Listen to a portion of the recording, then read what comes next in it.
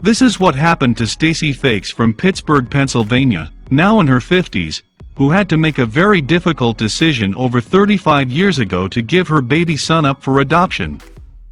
Fakes had almost given up on ever seeing her son again, when something unimaginable happened to her just before she was about to begin running the Pittsburgh Half Marathon in 2018. She was handed a letter from her biological son, Stephen Strawn, who, after a lot of hard work and commitment, had managed to track his mother down and was there to meet her. Stacy Fakes was just 15 years old when she got pregnant. Just like most teens in that situation, she was scared, unprepared, and unsure of what to do. Ultimately, she made the painful decision to put her son up for adoption. She didn't even get to hold him. She didn't believe she would find him again. With so many babies and records, she had no idea how to track him down. She never thought she would see her biological son. And she didn't until 35 years later, as reported here by ABC News. As she was waiting at the starting line of the marathon in 2018, then 35-year-old Stephen Strawn, from Ohio, surprised his biological mother by handing her a mysterious letter. She was pretty confused, had no idea who he was, or what was happening until she opened the letter.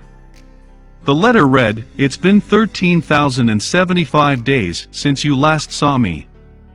I didn't want to make you wait one more." Not everyone would have understood that cryptic message, but Fakes realized straight away what those words meant, and she was utterly overcome. She was finally able to embrace her son for the first time in over 35 years. It turns out that this was not the first time Strawn had tried to track down his biological mom. "I've looked for years," Strawn told ABC. "It's been dead ends." Tragically, Strawn's birth records were lost after a flood, and thus despite years of trying, he wasn't able to find his mother. However, in November 2017, a law was passed that allowed adoptees to request their birth certificate with their original birth parents on it. This changed everything as he was able to find his real mom's name, and then began his search to locate her. April 16th will be a date Strawn will always remember, as it is the date he located his biological mom after 35 long years. He didn't waste any time in making contact and kept the momentum up by getting in touch the following morning. But Strawn wasn't able to plan and organize this incredible surprise all by himself. He had the help of an organization he is part of and his newfound sisters. Strawn saw that Fakes was a member of Pittsburgh's chapter of Team Red, White, and Blue, RWB, which supports veterans. Strawn had served in the U.S. Air Force during the Iraq War. Being a veteran himself, he realized this was something else they had in common, as Strawn is a member of the Ohio chapter.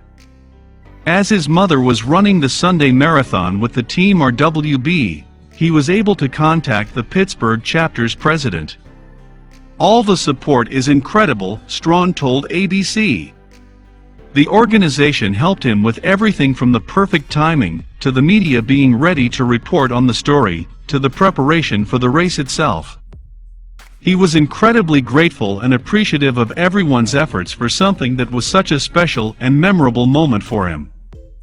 The one thing that Strawn did have to do was hide. And where best to hide? His wife had this one covered. He hid inside a portable bathroom close to where his mom was standing, and when his wife gave him the signal, he knew it was time to step outside and meet her. "I got really choked up and teared up. As we were holding and hugging," she said, "I never got to hold you, and that kind of just broke my heart." It was a pre-arranged adoption, and it was not recommended for her to hold me, Strawn recalled. Reminiscing on that important day that Fakes gave her baby up for adoption, she told ABC affiliate WTAE. "They didn't want me to hold him, they didn't recommend it." She continued by saying what their embrace meant to her, "So I finally got to hold him." We can only imagine what it must be like to hold your child in your arms again after thinking you would never get to meet them. The stuff of dreams. For the parents who had to give up their children for whatever reason, don't lose hope. Fakes continued. Strawn was also excited to meet his biological sisters. They also played a crucial role in setting up the surprise. When they were all together, they indulged in a group ugly cry. The marathon will be one that both Fakes and Strawn will never forget because they were able to run it together. After they had completed the race, they had a tasty cookout together, and Strawn said there was a lot more ugly crying, but also that the pair were able to talk lots together. When one of Strawn's biological sisters graduated from college, he and his wife went back to Pittsburgh to celebrate the occasion with the family. When reflecting on the whole situation and how it all turned out, Strawn said, "It's something you see in the movies. Everything was perfect. This is a wonderful reunion, and we hope they go on to have many more in the future, and make up for lost time. It's a lovely message that even if you think something is impossible, and even when you've given up hope, miracles can and do happen." Pass this heartwarming story about a family reuniting on to your friends and loved ones. Let them know you feel lucky to have them in your life.